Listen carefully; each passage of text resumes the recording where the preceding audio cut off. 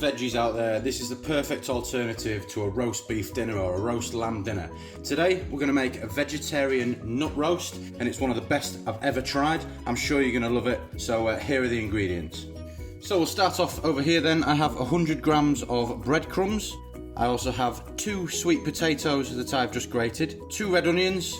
When you chop them, just try and chop them into longish pieces, and I've also got 1 whole grated carrot.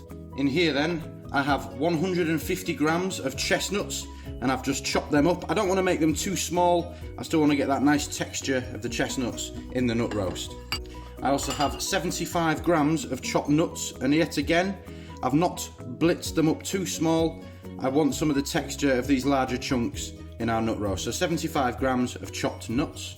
I've got 50 grams of Parmesan cheese here, grated Parmesan. You can use any other Italian hard cheese. I've got a nice handful of chopped parsley, 1 teaspoon of tomato puree, 4 cloves of garlic that I've just grated. If you want to chop them really fine instead of grating them, that works as well.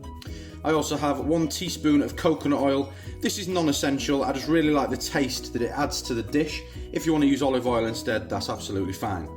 And then over here, I have some goat's cheese. This is just going to top our dish at the end before it goes in the oven. It really adds that lovely creamy richness to the dish, and it's a fantastic addition. And one other thing you're going to need is a couple of dishes so that we can pop our nut roasts in the oven.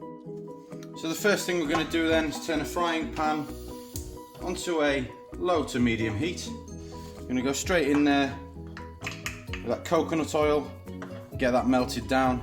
We're just going to lightly fry off our garlic and our onions, just to soften them up.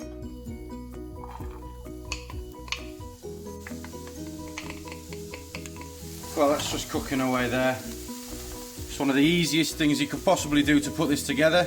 Everything is going to go into a bowl. We're just going to mix it together with our hands. So that sweet potato's in there. Let's get the carrot in. In with those chestnuts, with the mixed chopped nuts. In with the hard Italian cheese and the parsley.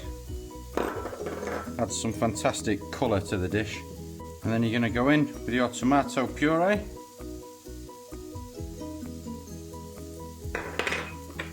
And crack in your 1 egg as well. That's just going to help bind everything together.